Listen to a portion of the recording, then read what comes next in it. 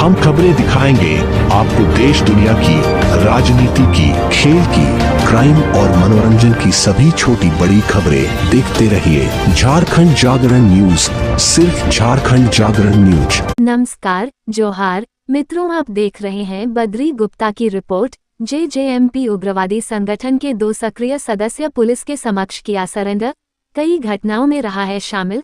बताते चले कि लातेहार में जेजेएमपी उग्रवादी संगठन के 2 सक्रिय सदस्य पुलिस के समक्ष सोमवार को सरेंडर कर दिया है। झारखंड सरकार की आत्मसमर्पण नीति नई दिशा से प्रभावित होकर लातेहार एसपी कुमार गौरव और 11 बटालियन के समादेष्टा यादराम बुनकर के समक्ष सरेंडर किया।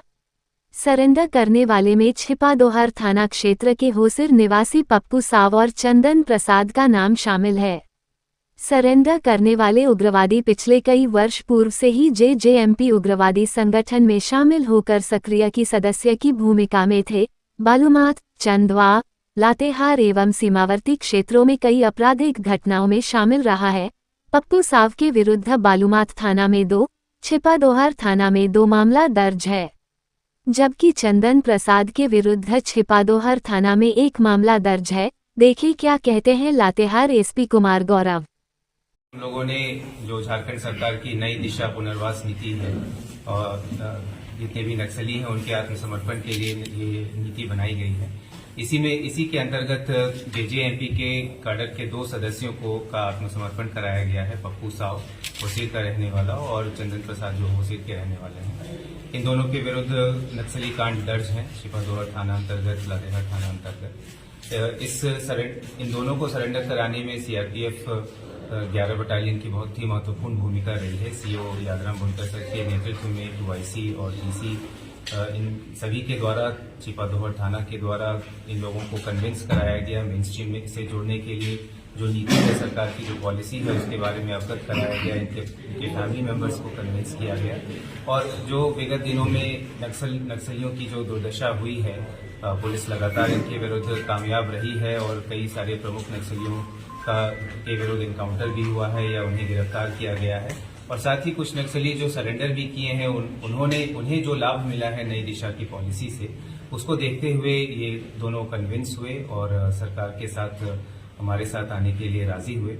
और हम लोग जो भी सरकार की नीति है उसके अंतर्गत जितने भी लाभ आने वाले हैं उनका फायदा इन्हें निश्चित रूप से ससमय दिलाएंगे। और साथ ही इस अपॉर्चुनिटी पे हम लोग बाकी नक्सलियों से भी ये अपील करते हैं कि आप लोग भी मुख्य धारा से जुड़े। जितने भी आपकी कम संख्या अभी बची है, नहीं नक्सलियों का कोई आइडियोलॉजिकल वॉरफेयर है, ये मेनली अब लेवी का काम और एक ऑर्गेनाइज क्राइम का काम कर रहे हैं। और सूनर और लेटर जो पुलिस की सीआरपीएफ की कार्रवाई हो रही है उसके ये शिकार होंगे। तो बेहतर है अपने भविष्य के लिए, अपने परिवार के भविष्य के लिए इस नई दिशा पॉलिसी का लाभ लें और सरेंडर करें। चंदन पे कितना केस है और पप्पू पे कितना केस है?